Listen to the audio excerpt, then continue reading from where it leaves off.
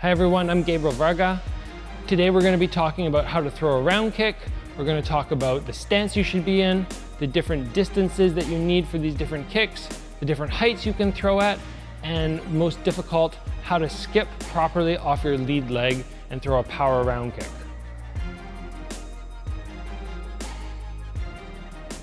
So the next kick that we're going to touch on is a round kick. What we're trying to do here is land between the middle of the shin and the middle of the foot. Somewhere in there is going to make contact with the bag. You want to avoid the tips of the toes touching because then you get flexion through your foot, which could actually damage yourself. So again, we want to work that distance. We want to understand that if we're right here, we're going to jam the kick and strike with our knee. But if we're too far away, we're going to land with our toes and we're going to hurt ourselves. So very similar to a front kick, we want to be just outside of our punch range. That's where we want to be standing. That's where we're going to get the most power out of our kick and the most protection from the hands when we throw. As always, we want a shoulder width stance. We want to be kicking right now off our back leg, and even more so important than the front kick is the pivot on a round kick. If I don't pivot, my hips can't make the transition. I can't put my back hip all the way to the front. So the key to a good pivot is to transition the weight to the ball of the foot, shift the weight at least the foot 90 degrees, land very quickly on my heel, and at the same time getting my hands turned over so one arm extends, the other protects my head from the side, making contact with my shin.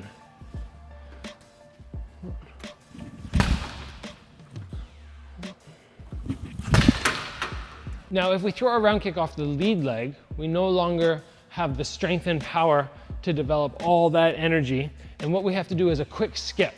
But when I do my quick skip, I want to avoid both feet coming off the ground at the same time and landing, because as I make that jump, if somebody attacks me, I'm out of position with both feet off the ground. So for my skip, I'm doing an offbeat step motion. Front foot moves first, back foot moves second, very quick 1-2, and I end up in a slight position where my hips have torqued and I'm loading up for the lead leg kick. After I've done my steps, 1-2, I can quickly pop my back leg and throw the round kick as I normally would.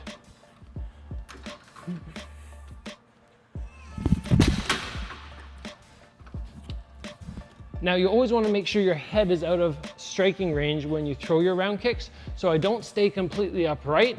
I do a little bit of a fade back as I throw my kick. And at that point now, I can land my shot, but my opponent has no counter punch. And then from there I can step back and always stay out of striking range, so I'm always safe. Now, just like the other kicks, we have 3 different levels which we can attack at with the round kick, down to leg level. When I throw at leg level, because it's a shorter kick, there's the counter shot, especially the hand, which can come right down the middle. So especially on the low kicks, I need to be aware that my head is not hanging out where it started. I don't throw my low kick and keep my head right here. I need to get my head off the center line. So as I pivot, I either need to lean back a little bit more or move my head off that center line so I'm out of striking range. One hand is always tucked to the forehead, so if a round kick comes, I'm protected. And if you can do that for your low kick all the time, head off that center line, you're going to be so much safer.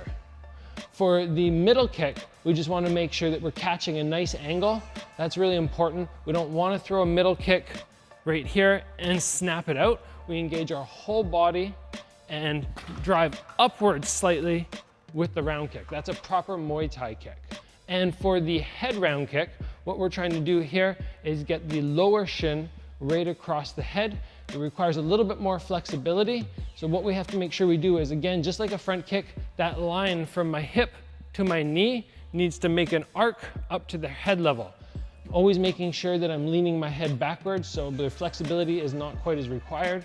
Even if you can't do the splits, you can still throw a head level kick as long as you use the right technique. Just leaning that body weight back a little bit so the flexibility isn't quite as required.